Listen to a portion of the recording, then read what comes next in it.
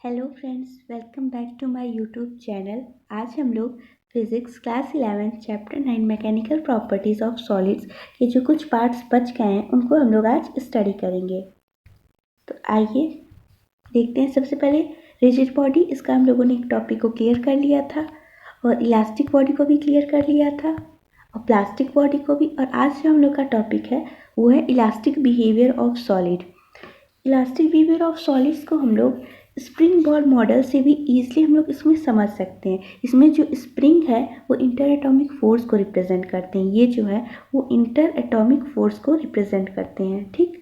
और ये जो बॉल्स हैं वो एटम्स को रिप्रेजेंट कर रहे हैं, यानी ये जो सब बॉल्स हैं ये एटम्स है और ये जो स्प्रिंग है ये इंटर एटॉमिक फोर्स है। इसमें ये कहा गया है कि अगर सपोज कर लेते हैं ये वाला जो बॉल है इसको हम लोग डिस्प्लेस कर रहे हैं इसके पोजीशन पे, यानी कि हम लोग डिफॉर्मिंग फोर्स अप्लाई करेंगे तो क्या होगा, अंदर की तरफ ये अंदर चला जाएगा। तो इसमें एक रीस्टोरिंग फोर्स काम करेगा जो इसको बाहर की तरफ भेजेगा और ये जो बॉल है वो अपनी इनिशियल पोजीशन पे आ जाएगी। और ये आएगी क्यों, क्योंकि यहाँ पे इंटर एटॉमिक फोर्स वर्क करेंगे, ठीक। तो इसमें बस यही था। तो इसमें क्या लिखा है ये भी पढ़ लेते हैं। तो इसमें लिखा है here the ball represent atoms and spring represent inter atomic forces. If we try to displace any ball from its equilibrium position, equilibrium position यानी ऐसी पोजीशन जहाँ पे उस पर कोई फोर्स नहीं एक्ट कर रहा है, वहाँ का फोर्स भी ज़ीरो है और टॉर्क भी ज़ीरो है, ठीक। The spring system tries to restore the ball back to its original position, ठीक। Thus, elastic behavior of solids can be explained in terms of microscopic nature of solid। यानी कि elastic behaviour है वो microscopic nature से भी explain किया जा सकता है। तो हम लोग को ऐसे भी दिखता है कि जब हम लोग कोई फोर्स अप्लाई करते हैं और हटाते हैं तो बॉल जो है अपनी इनिशियल पोजीशन पे आ जाती है। और ये बॉल कैसे है, तो हम लोगों ने ये वाला जो एग्जाम्पल देखा था ये तो आ जाएगा मैक्रोस्कोपिक लेवल पे ये वाला एग्जाम्पल, और माइक्रोस्कोपिक पे ये वाला आ जाएगा, ठीक। आइए अपने नेक्स्ट टॉपिक पे बढ़ते हैं। तो नेक्स्ट टॉपिक है हम लोग का वो है हुक्स लॉ। ये वेरी इंपॉर्टेंट लॉ है। ये लॉ ये कहता है कि स्ट्रेस जो होता है वो डायरेक्टली प्रोपोर्शनल होता है स्ट्रेन के, लेकिन कब होता है, जब इलास्टिक लिमिट में हो। यानी कि जो बॉडी है वो अभी प्लास्टिक बॉडी नहीं है, वो अपनी इलास्टिक लिमिट में ही है। यानी कि जैसे जैसे हम लोग फोर्स बढ़ा रहे हैं वैसे उस बॉडी में स्ट्रेन भी बढ़ता जा रहा है, लेकिन फोर्स हटाने के बाद बॉडी जो है अपनी इनिशियल पोजीशन में रीगेन कर लेती है। उसी के लिए ये हुक्स लॉ जो है वो वैलिड होता है, ठीक। तो ये जो होता है हुक्स लॉ ये इम्पेरिकल लॉ होता है, यानी कि ये तभी वैलिड होगा जब इलास्टिक लिमिट के अंदर वो बॉडी हो। तो ये लॉ क्या कहता है, ये लॉ ये कहता है कि जो स्ट्रेस होता है वो डायरेक्टली प्रोपोर्शनल होता है स्ट्रेन के, यानी कि जितना जितना फोर्स बढ़ेगा उतना उतना डिफॉर्मेशन भी बढ़ेगा, जितना फोर्स कम रहेगा डिफॉर्मेशन भी कम रहेगा, ठीक। अब देखिए स्ट्रेस जो होता है वो डायरेक्टली प्रोपोर्शनल हो गया स्ट्रेन के। प्रोपोर्शनैलिटी का साइन हटाने के लिए हम लोग को एक कांस्टेंट को ले आना पड़ता है। तो कांस्टेंट यहाँ पे अभी के लिए के सपोज कर लेते हैं और के क्या हो जाता है, मॉड्यूलस ऑफ इलास्टिसिटी, ठीक।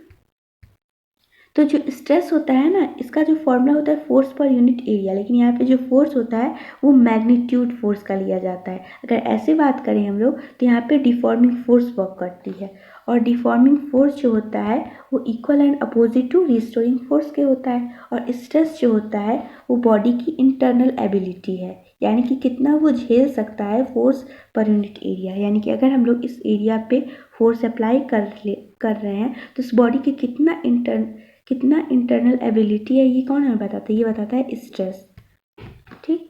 तो आइए अपने नेक्स्ट टॉपिक पे बढ़ते हैं। जो नेक्स्ट टॉपिक इसमें स्ट्रेस के टाइप्स बताए गए हैं। तो स्ट्रेस जो होता है वो टू टाइप्स के, नॉर्मल स्ट्रेस और शियरिंग और टेंजेंशियल स्ट्रेस। एनसीईआरटी बुक्स में ज़्यादातर ये टू टाइप्स ना करके इसको थ्री टाइप्स किया गया है। और जो थ्री टाइप्स है अभी हम डायग्राम अच्छे से क्लियर कर देते हैं। उसमें स्ट्रेस है, उसके बाद से ये दोनों हैं, यानी कि नॉर्मल स्ट्रेस को नहीं लिया गया है, ठीक। तो स्ट्रेस अभी एनसीईआरटी के अकॉर्डिंग चलते हैं। तो स्ट्रेस जो होते हैं वो थ्री टाइप्स के होते हैं, लॉन्गिट्यूडनल, वॉल्यूमेट्रिक और टेंजेंशियल या शियरिंग स्ट्रेस। अब लॉन्गिट्यूडनल स्ट्रेस के भी टू टाइप्स होते हैं, टेंसाइल स्ट्रेस और कंप्रेसिव स्ट्रेस। अब एक एक करके इन सभी की डिफिनेशंस और एग्जाम्पल्स देख लेते हैं। तो इसमें जो है सबसे पहला टाइप ऑफ स्ट्रेस में लॉन्गिट्यूडनल स्ट्रेस।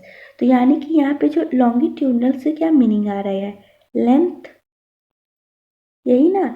तो ये जो स्ट्रेस वर्क करता है ये लेंथ वाइज एक्ट होता है। देखिए जैसे यहाँ पे भी लेंथ वाइज है। अब लॉन्गिट्यूडनल स्ट्रेस के भी टू टाइप्स हम लोगों ने पढ़े थे। एक जो हो गया वो टेंसाइल और सेकंड कंप्रेसिव। ठीक, अब ये जो टेंसाइल स्ट्रेस होता है वो टी, नाम ही से लग रहा है ज़्यादा, टी ज़्यादा है ना सी से, सी कम है। तो टेंसाइल स्ट्रेस जो होता है वो लेंथ को इंक्रीज करता है और कंप्रेसिव डिक्रीज करता है। ये ट्रिक से भी हम लोग लर्न कर सकते हैं, इजी वे है इसका, और नहीं तो ऐसे भी हम लोग समझ सकते हैं। यहाँ पे जो वर्क कर रहा है ये टेंसाइल और कंप्रेसिव का एग्जाम्पल है कि यहाँ पे अगर फोर्स ऐसे लगा रहे हैं तो कंप्रेसिव वर्क करेगा, अगर इसी फोर्स को हम लोग ऐसे कर दे रहे हैं तो टेंसाइल वर्क करेगा। ठीक, तो आइए बढ़ते हैं नेक्स्ट टॉपिक पे। यह है वॉल्यूमेट्रिक स्ट्रेस। वॉल्यूमेट्रिक नाम ही से क्लियर है, वॉल्यूम। अब वॉल्यूम कैसे आएगा, वाटर लेंगे तो ज़्यादा अच्छे तरीके से पता चलेगा। तो यहाँ पे वॉल्यूम वाइज एक्ट करता है, यानी कि इसमें जो है वाटर की नीड होती है। इसको हम लोग जब हम लोग मैकेनिकल प्रॉपर्टीज ऑफ फ्लूइड पढ़ेंगे तब ये वाला स्ट्रेस हम लोग को ज़्यादा अच्छे से समझ में आ जाएगा। ठीक, अब बढ़ते हैं नेक्स्ट टॉपिक पे। जो नेक्स्ट टॉपिक हम लोग का वो है शियरिंग स्ट्रेस। अब तक जो वॉल्यूमेट्रिक स्ट्रेस जो था और जो लॉन्गिट्यूडनल स्ट्रेस था ये जो है वो परपेंडिकुलरली एक्ट होता है।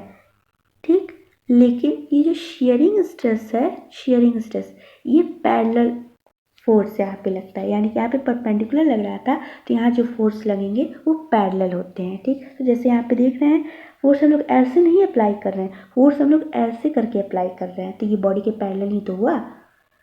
तो यहाँ पे फोर्स अप्लाई कर रहे हैं, यहाँ पे जो बॉडी थी पहले यहाँ पे थी और अब ये यहाँ चली गई है, यानी कि इतना बॉडी डिफॉर्मेशन हुई और इसी को एक्स कहा गया है। ठीक, तो ये जो शेयरिंग स्ट्रेस हो गया ये पैरेलल वर्क करता है। यहाँ पे जिसका जो फॉर्मूला है वो थोड़ा सा इसमें डिफर होता है, बाकी सब चेंज होता है, बस यहाँ पे वैल्यूज़ जो हैं वो बदल जाती है कि कहाँ पे किसको करना है। जो नेक्स्ट है हम लोग का वो है स्ट्रेस और स्ट्रेन। स्ट्रेस हम पहले ही बता दिए कि क्या है stress, force per unit area. इसकी जो यूनिट होती है पास्कल या न्यूटन मीटर पर स्क्वायर, न्यूटन पर मीटर स्क्वायर। और स्ट्रेन जो होता है वो बस सिंपल सा इसका डिफिनेशन हो गया, result of stress is called strain. यानी कि स्ट्रेस अप्लाई करने के बाद बॉडी में क्या चेंजेस होते हैं उन्हीं को हम लोग स्ट्रेन कहते हैं। अब स्ट्रेन क्या है, अभी हम क्या बोले, स्ट्रेस अप्लाई करने के बाद बॉडी में जो चेंज हुआ रहता है उसको, यानी कि increase in length upon original length, ये क्या हो जाता है स्ट्रेन।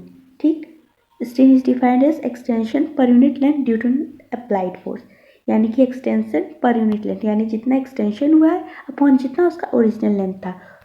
अब यहाँ पे क्या हो रहा है, यहाँ पे रेशियो ही तो है, तो रेशियो है और लेंथ ही का है। अगर वॉल्यूम का फाइंड करते हैं वॉल्यूमेट्रिक स्ट्रेन तो वहाँ वॉल्यूम का हो जाएगा, शेयरिंग का फाइंड करते तो शेयरिंग का हो जाएगा। तो यहाँ से क्या पता चलता है कि जो स्ट्रेन की कोई यूनिट ही नहीं बचेगी। जैसे इंक्रीज इन लेंथ यानी डेल्टा एल अपॉन एल, इसका यूनिट लिखेंगे तो डायमेंशन फॉर्म में लिखेंगे तो क्या हो जाएगा एल अपॉन एल, यहाँ पे ब्रैकेट में लगा के। अब एल से L cancel is equals to 1। 1 क्या है, कोई डायमेंशनल फॉर्मूला है क्या, बिल्कुल नहीं, इसीलिए इसकी जो यूनिट होती है वो नहीं होती है। ठीक, इसलिए यहाँ पे नॉन यूनिट लिखा गया है और डायमेंशनल फॉर्मूला भी इसका नहीं होता है। तो यहाँ पे टाइप्स ऑफ स्ट्रेन बताए गए हैं, लॉन्गिट्यूडनल, वॉल्यूमेट्रिक और हाइड्रोलिक। अभी जो हम आपको बताएं बिल्कुल ही वही सेम टू सेम है, और हाँ स्ट्रेस जो है वही स्ट्रेन में भी आ जाएगा। ठीक, तो नेक्स्ट टॉपिक पे बढ़ते हैं। अब ये यंग्स मॉड्यूलस है। तो यंग्स मॉड्यूलस क्या होता है, वही जो हम लोगों ने इसके पहले पढ़ रखा है। यहाँ पे ये जो के है यंग्स मॉड्यूलस। अब इस के को अगर हम लोग स्ट्रेन को इस तरफ ले जाते हैं तो ये डिवाइड में चला आएगा, तो ये के क्या हो जाएगा स्ट्रेस अपॉन स्ट्रेन। ठीक, तो यहीं के को जो है हम लोग अब इलास्टिक की बात करें, इतना इलास्टिक कर रहे हैं तो के जो है के को क्या ई से डिनोट करते हैं हम लोग, और ये क्या होता है मॉडुलस ऑफ इलास्टिसिटी। ये भी 3 टाइप्स के होते हैं जैसे स्ट्रेस होता है। तो सबसे पहले जो आता है यंग्स मॉडुलस, यानी ये लेंथ के लिए एक्ट करता है, बल्क मॉडुलस वाटर के लिए, और मॉडुलस ऑफ रिजिडिटी किसके लिए एक्ट करेगा, शियरिंग स्ट्रेस के लिए। ठीक, तो आज की वीडियो में बस इतना ही। आई होप ये वीडियो आपको अच्छी लगी होगी और आपके सारे टॉपिक्स के डाउट्स क्लियर हो गए होंगे। अगर ये वीडियो आपको अच्छी लगी तो प्लीज़ इसे लाइक कीजिए, शेयर कीजिए और चैनल को सब्सक्राइब कीजिए। Thank you.